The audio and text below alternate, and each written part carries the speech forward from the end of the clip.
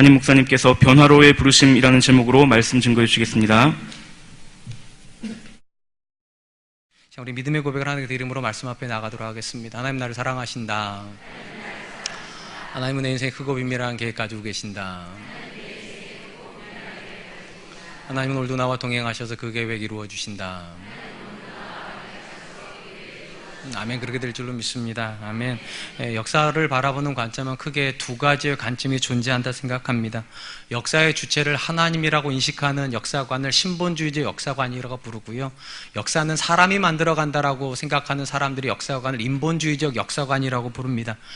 크게 두 가지 사건을 가지고 증명하면 쉬운데, 창세기 6장에 나오는 노아의 방주 사건은 신본주의 역사를 가지고 있는 노아의 사건으로 이해하면 됩니다. 노아는 하나님께서 세상의 창조주이시고 당연히 그 하나님께서 세상을 심판하실 수 있다고 생각을 합니다. 그렇기 때문에 그는 인류를 멸망할 계획임에도 불구하고 하나님을 위하여서 방주를 만드는 사람이 됩니다. 상대적으로 창세기 11장에 가보면 바벨탑 사건이 나옵니다. 이 바벨탑 사건은 하나님께서 흩어져서 땅을 충만케 하라고 하는 명령을 거부하고 한 곳에 모여서 우리들의 이름을 내려고 하는 사람들의 모의가 거기 안에 들어가 있습니다. 이건 전형적으로 인본주의적 역사관입니다. 물론 하나님께서 이 바벨탑을 만든 사람들의 언어를 흩으심으로 역사가 사람의 것이 아니라 하나님께 속하여 있다는 사실을 분명하게 보여주셨습니다. 근데 결코 우리가 오해하면 안 되는 것이 있습니다. 신본주의 역사라고 해서 하나님이 홀로 역사를 만드시는 것이 아니기 때문입니다. 엄밀한 의미로 보면 신본주의 역사나 인본주의 역사나 역사를 만들어가는 사람은 다 사람입니다. 그럼 왜 신본주의 역사관이라고 부르는가? 간단합니다. 하나님께서 그 사람들 안에서 일하시기 때문입니다. 이걸 가장 잘 보여주는 것이 바벨탑 사건 있는 다음에 하나님께서 가장 먼저 하신 일이 무엇인가? 사람을 찾는 일입니다. 하나님의 역사를 만들어갈 사람을 찾으셨는데 그 사람이 바로 아브라함이고, 그 아브라함을 통하여서 하나님의 민족을 만드시는데 그게 이스라엘 민족이고, 하나님의 역사를 쓴 것이 바로 이스라엘의 역사입니다.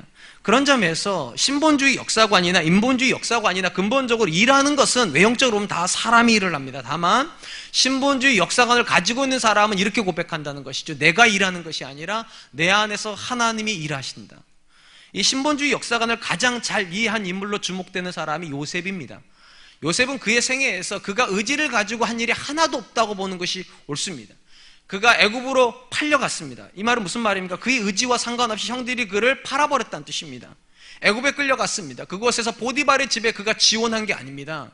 노예시장에서 이 요셉의 의지하고 아무 상관없이 보디발이 사가지고 갔습니다. 보디발의 집에 가가지고 요셉하고 보디발의 아내가 눈이 맞은 게 아닙니다.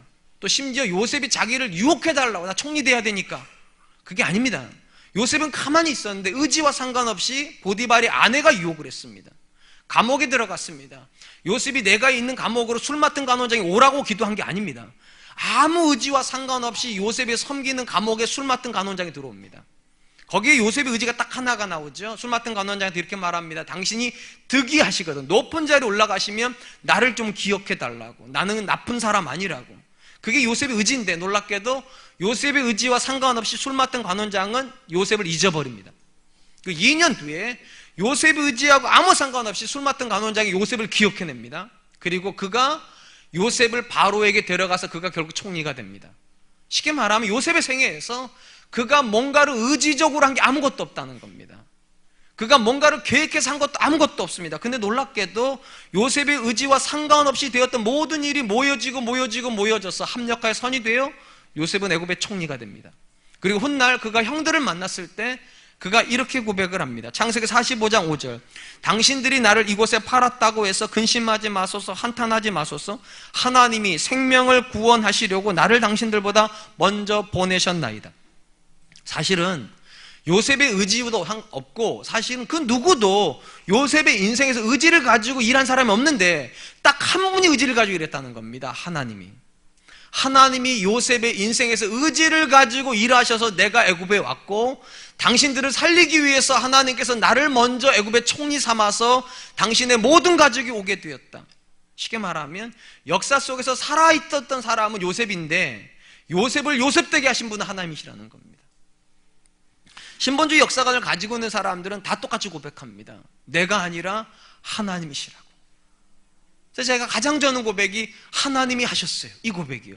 분명히 내가 시험치러 갔는데, 분명히 내가 일을 했는데, 분명히 내가 뭔가를 이루었는데 그 사람들이 하는 고백이 무엇인가? 내가 아니라 내 안에서 하나님이 일하셨다. 의심이 여지없이 우리가 성경에서 만나는 모든 믿음의 사람들은 우리랑 별 차이가 없는 사람들입니다. 그들은 다 약한 사람들이고 부족한 사람들이고 의지도 약하고 능력도 없는 사람들입니다. 근데 놀랍게도 그들이 하나님의 역사를 만들어갑니다. 이유가 있습니다. 하나님께서 그 연약하고 부족한 사람들을 부르셔서 그들 보고 일하라고 하신 것이 아니라 하나님이 그들 안에서 일해 주셨기 때문에 역사가 만들어졌고, 또 중요한 것이 있습니다. 하나님이 그들 안에서 일하실 때 그들이 아무것도 안 한 게 아닙니다. 하나님이 그들을 변화시키셔서 일을 하셨습니다. 그래서 제가 자주 쓰는 표현이 있어요. 하나님은 있는 모습 그대로 부르시지만 있는 모습 그대로 쓰시지는 않습니다. 하나님이 일하실 수 있도록 사람을 바꾸십니다. 가장 대표적인 사람이 야곱이죠. 야곱은 욕심쟁이고 거짓말장애입니다. 그런데 그를 하나님께 20년 동안 밧단 아람에서 그를 혹독하게 연단하십니다. 그리고 야복강에서 그의 이름을 야곱에서 이스라엘로 바꿔버리십니다. 변화되고 나서 하나님 일하십니다. 모세, 40의 모세는 굉장히 의욕이 충만한 사람이었고 분노가 넘치는 사람이었습니다. 주먹으로 때려서 사람을 죽이는 사람입니다. 하나님이 그때 일하지 않습니다. 그를 40년 동안 광야로 내놓으시고 그의 심령을 완전히 바꿔놓으시고 나서야 비로소 쓰시고, 하나님 쓰시자마자 그에게 어떤 평가가 주어집니까? 모세가 온 지면에 어떤 사람보다 온유함이 승하더라. 우리가 성경에서 가장 교만할 만한 조건을 가지고 있는 사람 한 사람을 꼽으라면 그는 바울일 겁니다. 그가 사울로 물렸을 때 그는 온갖 것에 충만한 사람이고 교만한 사람이었습니다. 그때 하나님 쓰지 않습니다. 그를 꼬꾸라뜨리고 눈을 멀게 하시고, 그리고 그의 입에서 이런 고백이 나올 때까지 기다리십니다. 나의 나 된 것은 하나님의 은혜로 된 것이다. 이제는 내가 사는 것이 아니라 내 안에 그리스도가 산다. 이 고백이 나오고 나서야 하나님이 그를 쓰십니다. 무슨 말인가? 성경에서 우리가 만나는 모든 사람은 위대한 사람들이 아니라 변화된 사람이라는 겁니다. 하나님께서 그들 안에서 그들을 변화시키셔서 그들과 함께 일했던 사람이지, 그들의 능력으로 역사를 만들어간 사람들은 결코 아닙니다. 오늘 우리가 살펴보게 될 본문의 말씀도 앞으로 예수님께서 제자들을 어떤 모습으로 빚어가실지에 대한 미래적 비전을 가르쳐주는 그런 사건으로 이해가 되면 좋을 것 같습니다. 이 본문 앞에 어떤 사건이 있었는가? 예수님께서 칠병이어를 가져 4,000명을 먹이시고 나서 표적을 보여달라고 하는 바리새인들의 요청에 대해서 뭐라고 말씀하셨는가? 이적을 보이지 않겠다 더 이상. 그리고 배를 타고 가다가 제자들이 떡을 안 가져온 것 때문에 근심했을 때 예수님께서 아직도 깨달음이 없느냐? 그거 얘기를 했어요. 그리고 나서 그 배가 그대로 가서 어디에 도착했는가? 벳세다에 도착을 했습니다. 그리고 나서 오늘 보면 22절이 이렇게 시작이 됩니다. 벳세다의 이름에 사람들이 맹인 한 사람을 데리고 예수께 나와 손대기를 구하거늘. 이 본문이 굉장히 독특한 이유는 이 맹인을 고치신 이 사건은 마가복음에만 기록이 되어 있기 때문입니다. 마태, 마가, 누가, 요한, 사복음서라고 부르는데 이 본문의 기록은 마가복음에만 있습니다. 그리고 또 주목해야 될 것은 이 본문이 기록되어 있는 위치 때문입니다. 위치가 두 가지에서 의미가 있는데, 첫 번째 바로 앞에서 앞본문이죠. 앞본문에서 바리새인이 표적을, 하늘에서 오는 표적을 달라고 했을 때 예수님께서 표적 주시지 않겠다고 그러셨는데, 엄밀히 말하면 이 맹인이 치유된 사건은 하늘에서 오는 표적입니다. 제가 이렇게 말씀드린 이유가 있어요. 이사야서가 메시아에 대한 가장 많은 예언을 기록하고 있는데 그 중에 메시아가 오셔서 하실 일이라고 기록된 말씀이 이런 말씀이기 때문입니다. 이사야서 35장 5절, 그때에 맹인의 눈이 밝을 것이며 못 듣는 사람의 귀가 열릴 것이며. 여기서 말하는 그때는 이중적 의미를 가지고 있습니다. 가까운 미래로 말하면 이스라엘이 바벨론 포로에서 돌아올 때 그들이 정말 영적으로 눈이 열려서 하나님의 일하심을 보고 하나님의 말씀을 듣게 될 거다, 이렇게 해석할 수도 있고, 조금 더 먼 미래로 가면 메시아가 이 땅에 왔을 때 그 메시아 때문에 정말로 못 보던 사람들이 맹인이 낫고 귀머거리들이 듣게 될 것이다. 쉽게 말하면 이거야말로 하늘의 표적입니다. 그러니까 하늘의 표적에 대한 이야기를 하고 지금 이 이야기가 맹인을 고친 이야기 여기 들어가 있다는 겁니다. 또 하나 어떤 의미랑 관련이 있는가? 이 보면 바로 앞에서 제자들이 예수님에게 책망을 들었어요. 너희가 귀가 있어도 못 듣고 눈이 있어도 보지 못하냐? 이처럼 깨달음이 없느냐? 쉽게 말하면 제자들도 맹인과 다를 바가 없다는 겁니다. 눈이 있지만 보지 못하고 귀가 있지만 듣지 못한다는 겁니다. 그런데 놀라운 것은 이 사건 지나고 나면 예수님께서 제자들에게 질문하시는 장면이 나와요. 사람들이 나를 누구라고 하더냐? 너희는 나를 누구라고 하느냐? 그때 베드로가 뭐라고 말하는가? 주는 그리스도시니이다. 쉽게 말하면 그들이 희미하게나마 주님을 보기 시작합니다. 마치 맹인의 눈이 열리는 것처럼. 따라오고 계시는지 모르겠어요.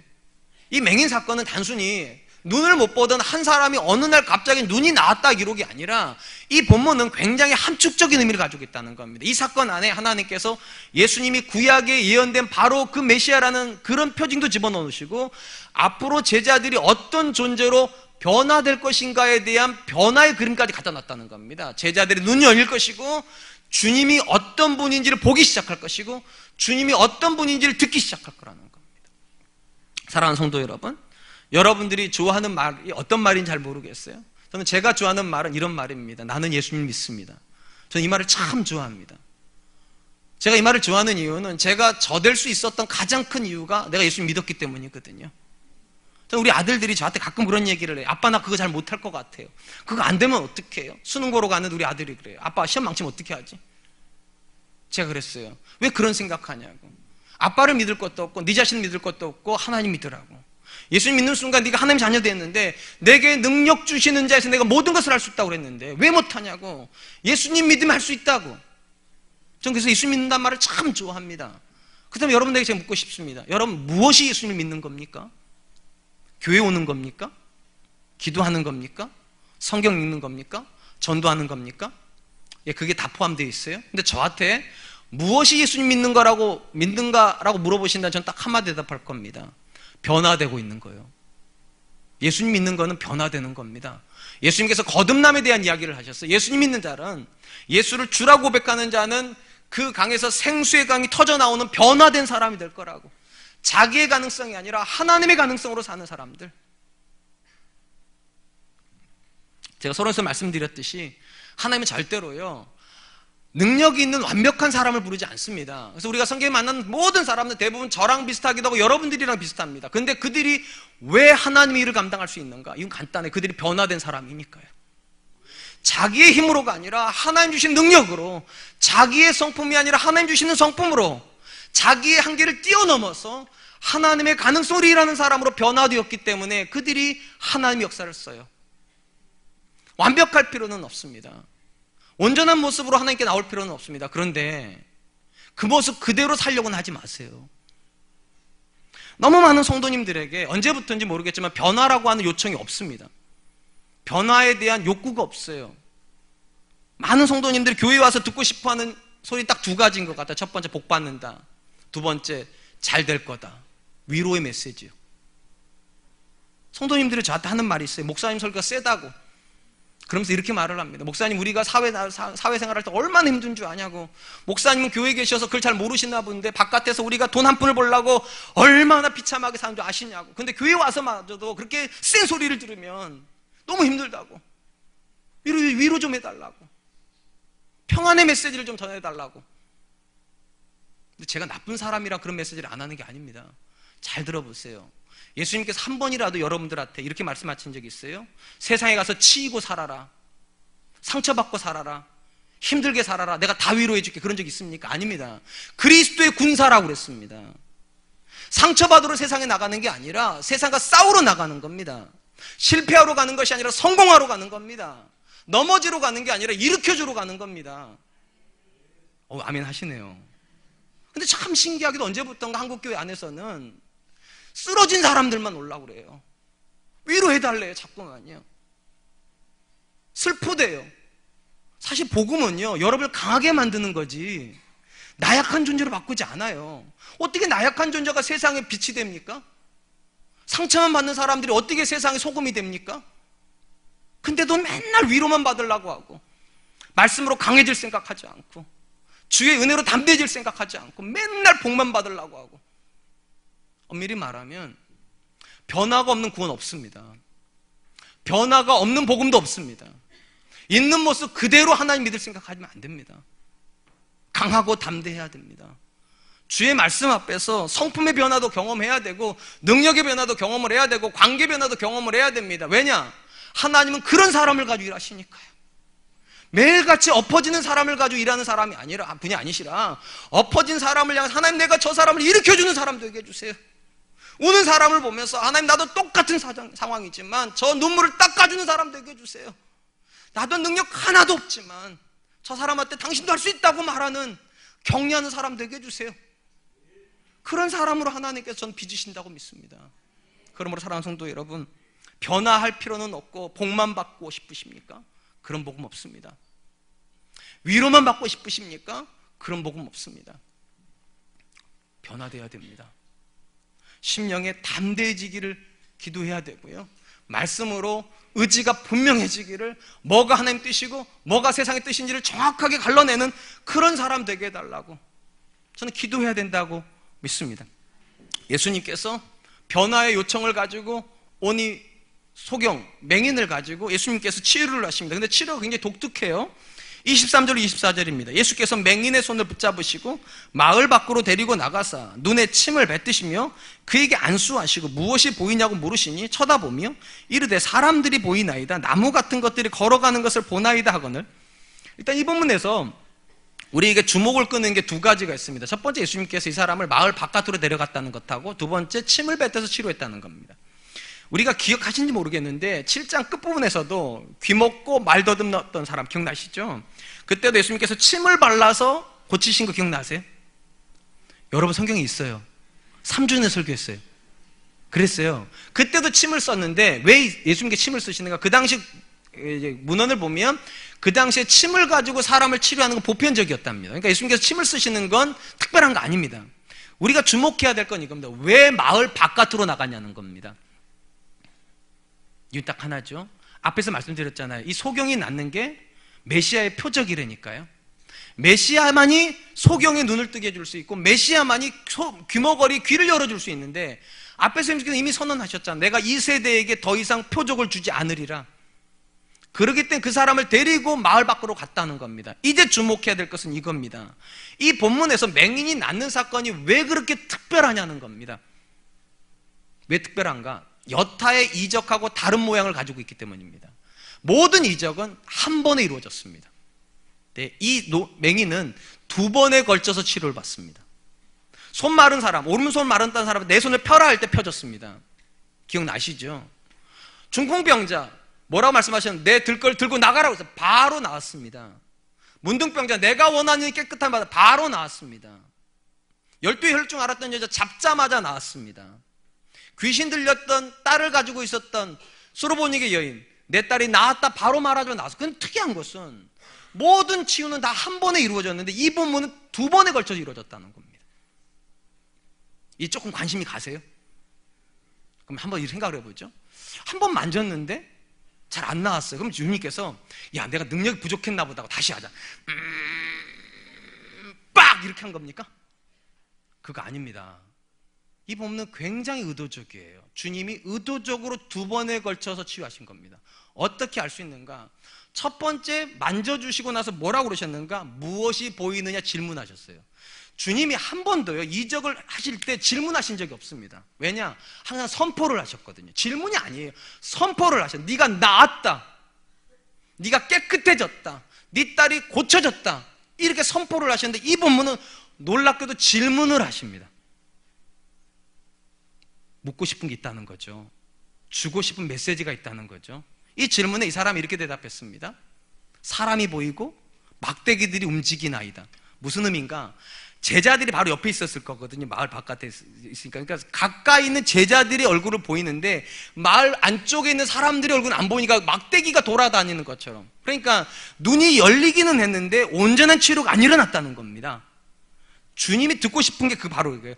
변화가 시작되긴 했는데 온전하지 않습니다. 이 말을 듣고 싶으셨다는 거예요. 그래서 두 번에 걸쳐서 하신다는 거죠. 제가 왜 이걸 강조하는가? 오늘 본문에 나오는 이 맹인은 제자들하고 많이 닮아 있습니다. 일단 맹인도 마을 바깥으로 부르심을 받아 나갔어요. 제자들도 똑같아요. 세상에서 부름 받아서 주님께로 온 사람들입니다. 맹인도 주님께서 그의 눈을 만져주시고 그의 몸에 접촉을 해주셨는데 예수님도 제자들에게 3년을 동고동락하시면서 그들을 만져주시고 그들에게 말해줬습니다. 근데 맹인도 지금은 부분적으로밖에 안 보입니다. 제자들도 지금은 예수님에 대해서 부분적으로밖에 이해를 못합니다. 그래서 주는 그리스도라고 베드로가 고백을 했지만 그가 알고 있는 그리스도는 온전한 그리스도가 아니에요. 그래서 나중에 주님을 버리죠. 그리스도라고 말해놓고 버리잖아요. 제자들도 다 버리잖아요. 무슨 말입니까? 우리가 예수님을 고백한다고 해서 우리가 주님을 다 아냐는 거예요. 우리가 믿음을 고백한다고 해서 우리 믿음이 온전하냐는 거예요. 온전하지 않다는 겁니다. 주님이 묻고 싶은 게 그거예요. 네 믿음이 온전하냐? 이 맹인에게 물어보시잖아요. 네가 지금 내가 만져줬는데 다 보이냐? 맹인이 대답합니다. 다 안 보인다고. 가까이 있는 사람들은 보이는데 멀리 있는 게 안 보인다고. 예수님께서 이 다음에 질문을 하세요. 자, 보세요. 맹인한테 뭐가 보이냐고 그랬는데 그 다음에 제자들한테 사람들이 나를 향해서 누구라고 하더냐? 너희는 나를 누구라고 하더냐? 성경에서 예수님께서 질문 잘 안 하세요. 무슨 말인가 하면 이 맹인의 치유 사건하고 제자들의 변화가 연결이 돼 있다는 겁니다. 질문상. 쉽게 말하면 사람들이 알고 있는 나, 니들이 알고 있는 나, 뭐가 보이냐? 너희들은 나이들 다 알고 있냐? 그걸 물어보시는 거죠. 근데 안타깝게도 제자들이 알고 있는 예수님은 온전하지 않습니다. 그런데도 그들은 자기들이 온전한지를 알고 있습니다. 그게 주님께서 오늘 물어보고 계신 질문이에요. 사랑하는 성도 여러분, 제가 종종 고등종교하고 원시종교에 대한 차이점에 대한 이야기를 자주 합니다. 이 고등종교하고 원시종교의 차이가 뭐라고 제가 말씀드렸습니까?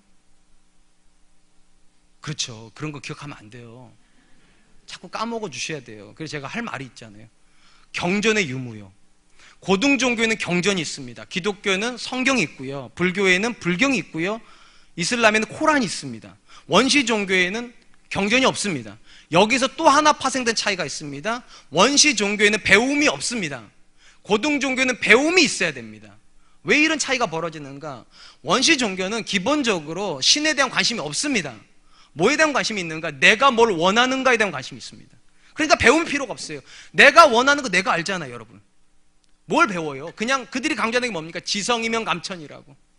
내가 원하는 걸 계속 빌면 신이 감동할 거라고. 한 5년 전쯤, 한 10년쯤 됐는지 모르겠는데 책이 한 권 나왔어요. 시크릿이라고 하는 책이요. 굉장히 많이 팔렸습니다. 이 책의 원리가 뭔가, 내가 간절히 원하면 온 우주가 내 간절히 원하는 게 반응한다는 겁니다. 그게 원시종교의 전형적인 패턴입니다. 내가 원하면 신이 내게 반응한다고. 그러니까 신에 대한 지식은 필요하지 않습니다. 그래서 경전이 없는 거예요. 근데 고등종교는 다릅니다. 고등종교는 나에 대한 지식이 중요하지 않습니다. 하나님이 내게 뭐를 원하시는가예요. 그게 제일 중요해요. 내가 원하는 게 이루어지는 게 아니라 하나님이 원하는 게 이루어질 거니까 그게 정말로 중요해요. 그러니까 신에 대한 지식이 없으면 종교가 성립이 안 되는 겁니다. 근데 참 안타까운 건 언제부턴가 교회가 원시 종교화되고 있습니다. 지식 없이 기도해요. 다시 말씀드릴게요. 기독교는 기도의 종교 아닙니다. 기독교는 말씀의 종교입니다. 말씀을 가지고 기도하는 거예요. 내가 원하는 걸 기도하는 게 아니라 하나님이 내게 말씀하신 걸 기도하는 거예요. 기독교는요. 지난 주간이 수능이었었다는 거 아시죠? 저희 아들이 올해 반수를 했습니다. 일주일 전에 지진 나가지고 지난주에 시험을 쳤어요. 그 전날 우리 아들 데리고 목욕탕 가가지고 때 밀어주고 잘 자야 되니까 때 밀어주고 맛있는 거 먹이고 이제 집에 가가지고 자라고 집어넣어놨더니 새벽 3시에 우리 방을 열고 들어왔어요. 잠 한숨도 못 잤어. 깜짝 놀라서 문이 확 열리더니만 잠 한숨도 못 잤어 이러는데 저랑 제 아내는 벌떡 일어나가지고 무슨 일이냐고 그랬더니 잠이 안 온다는 거예요. 눈이 뻘개가 잠이 안 온다는 거예요. 미치겠다는 거예요. 제 아내가 데리고 나갔습니다. 그리고 이제 앉혀놓고 울면서 기도를 했어요. 그 방 한 번만 들어가 보라고. 방에 한 번만 들어가 보라고. 우리 아들이 그랬어요. 잠이 안 오는데 들어가면 뭐하냐고. 근데 방에 들어갔어요. 제 아내가 거실에서 울면서 기도하는데 들어가자마자 1분 만에 코 골기 시작했습니다. 그 2시간 만에 애가 일어났어요. 눈이 뻘개요.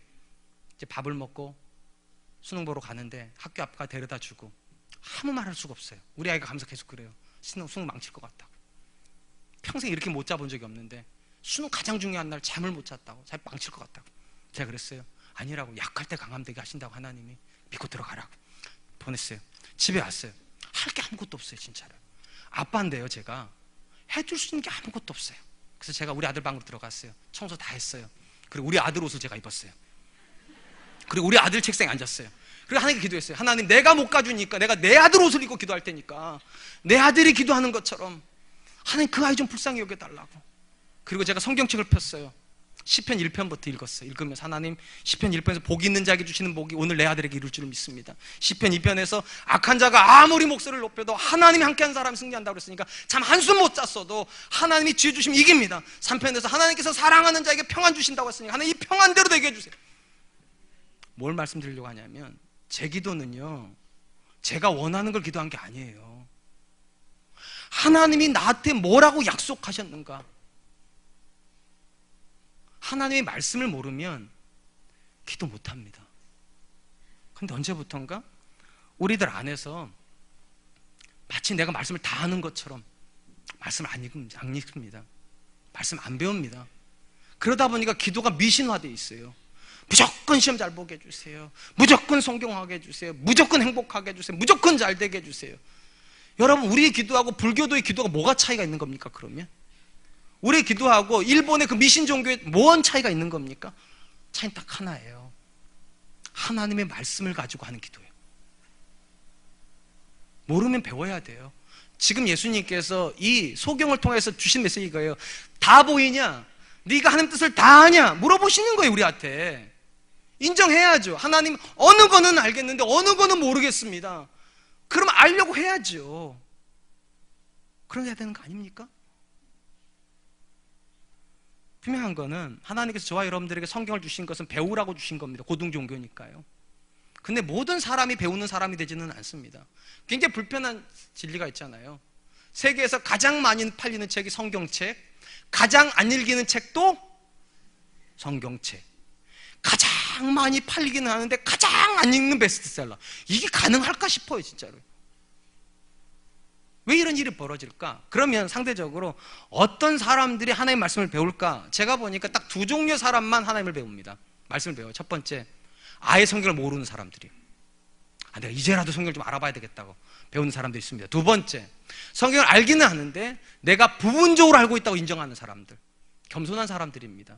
사실 이 두 번째 사람들이 진짜예요. 사실은요, 내가 성경을 알기는 알지만 부분적으로 안다고.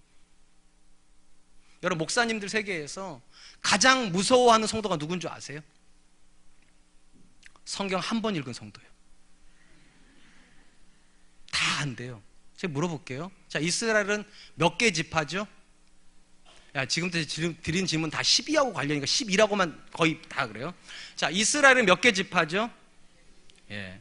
사사는 몇 명이죠? 가르쳐 드렸잖아요. 제자는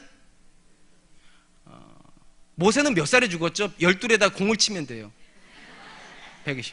이거 한 번만 읽으면 다 아는 거예요. 우리 첫째들하고 둘째 녀석이요, 제가 탈을 태러 갔는데 우리 뒤쪽에서 우리 큰아이가 둘째한테 물어보는 거, 희민아, 하박국이 어느 나라인 줄 알아? 그랬더니 우리 둘째가 그러면, 가만히 있어봐, 어디서 많이 들었는데? 이집트인가?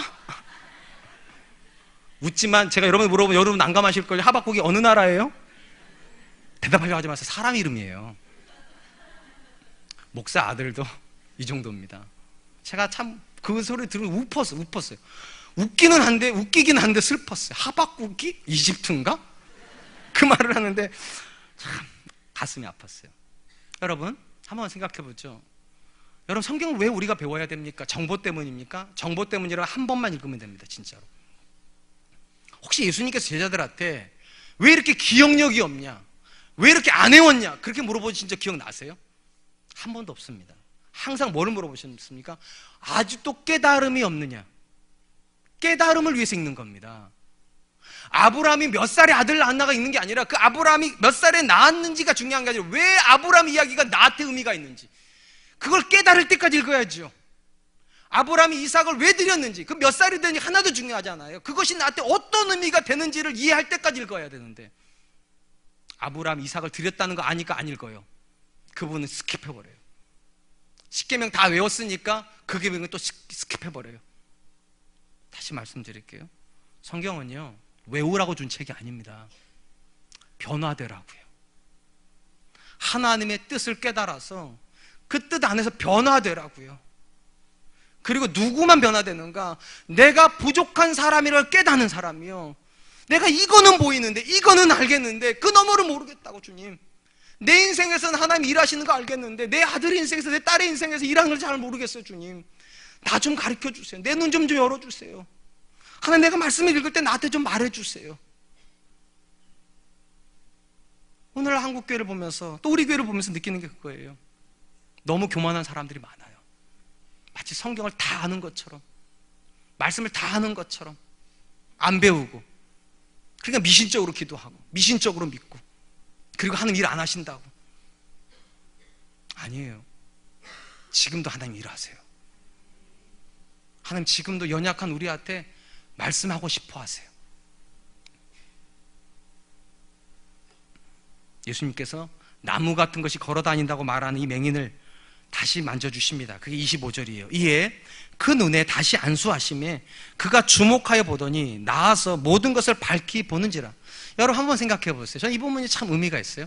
여러분, 눈이 한 번도 본 적이 없는 사람이 지금 앞에 있는 사람을 식별할 정도 됐으면 그 정도 하고 가면 되는 거 아니에요? 제 생각은 그럴 것 같아요. 그 정도만 해도 될 것 같다고. 그런데 주님께서 그 정도의 만족 안 하세요. 밝히 볼 수 있도록 다시 한번 손을 대주세요. 무슨 말인가?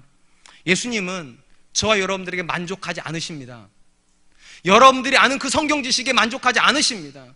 여러분들이 아는 그 하나님의 은혜에 만족하지 않습니다. 여러분들이 경험하고 있는 그 능력에 만족하지 않습니다. 근데 내가 만족하는 게 문제예요. 내가. 주님, 이 정도면 됩니다. 내 자녀에게 이 정도만 해주셨으면 됩니다. 그 이상은 필요 없다는 듯이. 더 이상 기도도 안 하고, 더 이상 말씀도 배우지 않고, 나이가 들면 더 이상 성경 안 읽어도 되는 것처럼 안 배우시고. 근데 이 부분 잘 짚으세요. 사람이 보이는데 주님께서 그 정도로 보내지 않으세요. 더 밝히 보라고, 더 분명히 보라고. 한 번 더 안수해 주시자 그는 완전히 치유됩니다. 우리가 성경에서 만나는 예수님은 제자들이 부분적인 지식을 가지고 있는 것에 만족하지 않습니다. 베드로가 주는 그리스도신이다, 이 다음 질문을 할 때 주님께서 잘했다고 말씀하신다면 거기서 멈추지 않아요. 그가 놓치고 있는 고백을 해줍니다. 그게 십자가예요. 그가 알고 있는 그리스도는요, 성공하는 그리스도인데 성경이 말하는 진짜 그리스도는 고난받는 그리스도거든요. 그러니까 단어는 똑같은데 개념이 온전하지 않아요. 그러니까 주님께서 잘했다고 끝내지 않으시고, 그런데 너희가 놓치는 게 있다고. 내가 십자가에 달려 죽어야 된다고. 지식을 온전하게 해주세요. 거기서 멈추지 않으세요. 예수님께서 마지막 밤을 제자들과 보내실 때 약속을 하나 하시죠. 내가 성령을 보내겠다고. 그리고 그 성령의 정체를 뭐라고 말하는가? 진리의 영이라고 말씀합니다. 내가 진리의 영, 곧 아버지의 영을 너희에게 보내겠다고. 그리고 그 성령이 오셔서 어떤 일을 하겠다고 말씀하시는가? 요한복음 14장 26절, 보혜사 곧 아버지께서 내 이름으로 보내실 성령, 그가 너희에게 모든 것을 가르치고 내가 너희에게 말한 모든 것을 생각나게 하리라. 무슨 말입니까? 적당한 지식을 주시길 원하시는 게 아니라 모든 지식을 주시길 원하시고, 적당히 깨닫는 것이 아니라 정확하게 깨닫기를 원하신다는 겁니다. 그 목적으로 성령을 주세요. 그리고 그 성령을 경험하자 제자들은 정말 완전히 바뀌는 사람이 됩니다. 완전히 변화가 돼요. 그 변화를 가장 잘 보여주는 구절이 저는 이거라 생각합니다. 사도행전 6장 4절, 우리는 오로지 기도하는 일과 말씀 사역에 힘쓰리라 하니. 이게 왜 제자들이 변화로 관련이 있는가? 잘 들어보세요. 이 사도행전 6장은요, 교회가 구제 문제 때문에 히브리파와 헬라파가 싸우는 이야기로 시작됩니다. 그때 사도들이 어떤 결정을 하는가? 교회 일이 너무 많으니까 행정적인 일을 할 수 있는 집사 7명 세우고요. 7명 세웁니다. 그리고 이 집사들하고 사도들과 의논을 해서 교회의 역할을 나눕니다. 일을 나눠요. 그때 제자들이 딱 2가지만 하겠다고 말합니다. 하나가 말씀이고 또 하나가 기도입니다. 이게 왜 중요한가? 이게 왜 변화를 말하는가? 이전에 제자들이 어떤 사람이었는가를 알면 됩니다. 이전에 제자들은 말씀에 관심 없었습니다. 그래서 아무리 들어도 깨달음이 없었죠. 이전에 제자들은 기도에 관심이 없었습니다. 그래서 주님께서 아무리 기도하라고 해도 잠만 잤죠. 오직 관심 갖는 게 뭐였습니까? 돈과 권력이었습니다. 그런데 지금 그 돈과 그 행정적인 권력을 집사들한테 다 주고 오직 관심이 없었던 말씀과 기도에 창념하게 됩니다. 이 말을 오해하지 마세요. 말씀만 읽으라는 뜻이 아닙니다. 기도만 하라는 뜻이 아닙니다. 우선순위가 어디 있냐고 물어보는 겁니다. 우선순위가. 세상 일 하셔야 됩니다. 가정일도 하셔야 됩니다. 그런데 성경도 보셔야 됩니다. 사람도 만나셔야 됩니다. 많은 사람들 도와주셔야 됩니다. 그런데 기도도 하셔야 됩니다. 아니요, 정확히 말하면 기도를 먼저 하시고 그거 하셔야 되고 말씀을 먼저 보고 그걸 하셔야죠. 근데 제자들 안에 성령이 들어가고 그들이 변화되자 그들은 놀라운 변화를 경험합니다. 이전에 그들이 소중하게 여겼던 모든 걸 다 내려놔요. 이전에 그들이 관심도 안 가졌던 말씀 붙잡습니다. 관심도 안 가졌던 기도하는 사람들이 됩니다. 그게 변화예요. 여러분 스스로 한번 물어보시기 바랍니다. 우리의 눈은 어느 정도 열려 있습니까? 여러분의 인생에서는 하나님 일하심이 보이십니까? 적어도 혹시 내 인생에서 하나님 보이신다면 그 다음에 여러분 배우자 인생에서 하나님 일하시는 게 보이십니까? 안 보이신다면 부족한 겁니다. 자, 여러분의 배우자 인생에서 일하시는 것까지 보이는데 자녀 인생이 꽉 막히는 것 같습니까? 부족한 겁니다. 지금은 주님을 다시 만나야 될 때예요. 자녀가 2시간밖에 못 잤다는 말을 들었을 때 부모가 해줄 수 있는 게 아무것도 없다고 느끼면 자녀의 옷을 입고라도 기도하세요. 불쌍히 여겨달라고. 왜 하나님께서 내 아이에게 잠을 안 재우신 전 잘 모르니까요. 분명히 안 재우신 이유가 있을 텐데 근데 그것 때문에 우리 아이가 실족할 것 같고 저는 그게 너무 싫고 우리 아이가 그 시험을 통해 하나님을 만났으면 좋겠는데 결과가 너무 궁금하시죠? 다음 회에서 말하겠습니다. 이러면 죽을 것 같으시니까. 잘 봤어요. 잘 봤어요. 우리 아이가 평생에 볼 수 있는 시험 중에 가장 잘 봤어요. 그래서 제가 너무 소름 돋아요. 망친다고 하고 하는 아이가 나오면서 웃으면서 나오더라고요. 작년에 우리 아이가 저 만나자마자 울었거든요. 망쳤다고. 제가 자랑하는 거 아니에요. 제가 드리고 싶은 건 이거예요. 제가 우리 아들 인생에서 하나님이 안 보여서 기도하기 시작한 거예요. 내가 아는 하나님은 사랑하는 자에게 잠을 주시는데 왜 잠을 안 주셨을까? 내가 아는 하나님은 평안을 주시는데 왜 우리 아이를 불안하게 하실까?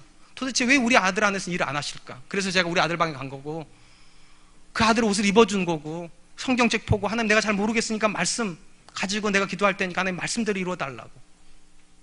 사랑하는 성도 여러분, 우리는 하나님 다 모릅니다. 우리 중에 하나님을 다 안다고 말할 수 있는 교만한 사람이 누가 있겠습니까? 우리 중에 하나님 뜻을 다 안다고 말할 수 있는 그렇게 대단한 사람 누가 있겠습니까? 없습니다. 우린 다 어쩌면 한 번도 손을 주님의 손이 얼굴에 와본 적도 없는 사람일 거고 어떤 사람은 한 번은 온 사람일 겁니다. 2번이 필요합니다. 다시 주님 앞에 가서 주님, 내가 우리 아이의 인생에서 일하시는 하나님 보고 싶습니다. 하나님, 내가 내 손주의 인생에서 일하는 하나님 보고 싶고 내가 내 며느리 인생에서 일하는 하나님 보고 싶습니다. 하나님, 나도 한 번 만져주세요. 다시 한 번만. 이번 한 주간 적당히 만족하는 사람이 아니라 하나님 앞에 다시 내 인생 드리고 내 자녀 인생 드리고 우리 교회와 우리 민족의 문제를 드리고 하나님 한 번만 더 만져주세요. 주님 한 번만 더 만져주시면 내가 깨끗하게 볼 겁니다. 한 번만 더 만져주시면 내 자녀가 의기소침했던 자녀가 천하를 얻을 것처럼 담대해질 겁니다. 하나님 한 번만 더 만져주세요. 그 기도하는 이번 한 주간 될 수 있었으면 좋겠습니다. 이제 말씀을 맺으려고 합니다. 이 시대 성도들에게 있어서 가장 큰 신앙의 모순이 있다면 신앙생활을 하는데 변화가 없는 거라 생각합니다. 이건 모순이에요. 왜냐하면 신앙은 하나님께서 그 사람을 만났다는 경험일 거고 하나님께서 그 사람을 만나면 반드시 하나님이 있는 모습 그대로 쓰지 않습니다. 변화시켜서 쓰실 거니까. 근데 내가 신앙생활을 10년, 20년, 30년, 40년 하고 있는데도 변화가 안 일어나고 있다면 정말 죄송해요. 여러분은 모순덩어리입니다. 잘못 믿고 있는 겁니다. 어쩌면 주님이 한 번도 여러분에게 손을 안 대신 사람일 겁니다. 어쩌면 손을 댔는지 모르겠지만 한 번밖에 아주 부족한 은혜 받고 끝냈을지도 모릅니다. 근데 기억하세요. 하나님은 여러분들에게 만족 안 하십니다. 지금의 그 모습에 만족 안 하세요. 더 잘하실 수 있어요. 더 건강하실 수 있어요. 더 행복할 수 있어요. 더 하나님의 은혜를 찬양할 수 있어요. 적당하게 만족하지 마시고 다시 주님 손 붙잡고 주님 다시 한번 저 좀 만져주세요. 그 간절함으로 하나님께 나갈 수 있었으면 좋겠습니다. 2018년 이제 한 달여 남았습니다. 제가 왜 이 설교를 했는가? 2018년의 표가 변화이기 때문입니다. 제가 11월 달 내기도에서 난 2018년에 우리 교회 어떤 방향으로 갔으면 좋겠습니까? 하나님. 그때 저 안에다가, 하나님께 제 안에다가 영어 단어 하나를 던져주시더라고요. change. 변화가 되는, 변화가. 부분적인 변화가 아니라 온전한 변화로. 그래서 2018년에 우리 교회 표를 이렇게 정했습니다. 새롭게 해주십시오. 새롭게 하소서.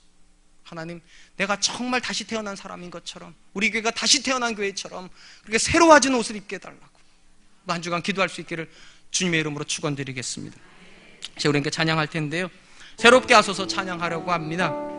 하나님, 내가 생각의 변화가 없다면, 내 기도의 변화가 일어나고 있지 않다면, 우리 가정에서 하나님 일하심에 대한 고백이 없다면, 하나님 내 눈도 다시 한번 만져주시고, 내 귀도 다시 한번 만져주시고, 내 마음도 다시 만져주셔서 변화되게 해주십시오. 우리 같이 한 번만 찬양하겠습니다. 새롭게 하소서. 새롭게 하소서. 주님, 상한 나의 마음을 새롭게 하소서. 새롭게 하소서. 주님 마음 주소서. 내 안에 있는 모든 것들을 간절히 주님만 원합니다. 주님만 바라는 간절한 나의 마음 주님으로 새롭게 하소서. 다시 한번 합니다. 새롭게 하소서. 주님, 상한 나의 마음을 새롭게 하소서. 새롭게 하소서. 주님 마음 주소서. 내 안에 있는 모든 것들을 간절히 주님만 원합니다. 주님만 바라는 간절한 나의 마음 주님으로 채우소서. 사랑하는 성도 여러분 어느 정도 보이십니까? 하나님의 일하심이 여러분들에게 어느 정도 느껴지십니까? 하나님의 말씀이 여러분들에게 어느 정도 분별이 되십니까? 여러분의 기도는 정말 하나님께 들으시는 기도가 맞을까요? 다시 말씀드립니다. 하나님은 저와 여러분들에게 적당히 만족하지 않습니다. 적당한 은혜 주고 싶어 하지도 않으시고 적당한 능력으로 만족하지 않습니다. 다만 문제는 우리가 자꾸만 적당한 선에서 멈춘다는 것입니다. 안 보이면 안 보인다고 말해야 되는데, 하나님이 일하시면 안 느껴지면 안 느껴진다고 말해야 되는데, 마치 안 느껴지는데 느껴지는 것처럼, 안 보이는데 보이는 것처럼, 모르는데 아는 것처럼, 그럼 주님 앞에 안 옵니다. 주님 앞에 안 오면 주님도 아무것도 못 하십니다. 하나님께 기도했으면 좋겠습니다. 하나님, 내 이 부족함이 하나님께 드려지게 해주십시오. 교만 떨 거 없이 하나님, 내 인생에서 하나님 일하시는 게 안 느껴지면 안 느껴진다고 기도할 수 있는 사람 되게 해주시고, 내 자녀 인생에서 하나님 일하심을 보고 싶으면 간절히 한 뜻을 구하는 사람 되게 해주시고, 강박한 마음이 아니라 열린 마음으로 주님 만나는 사람 되게 해달라고. 하나님, 나를 불쌍히 여겨주시고 내 눈도 만져주시고 내 자녀 인생도 만져주시고 우리 가정과 우리 교회도 만져주셔서 변화되게 해주십시오. 새로운 사람 되게 하여 주시옵소서. 온전하게 하여 주시옵소서. 우리 같이 한 번만 기도하도록 하겠습니다. 기도하겠습니다. 하나님,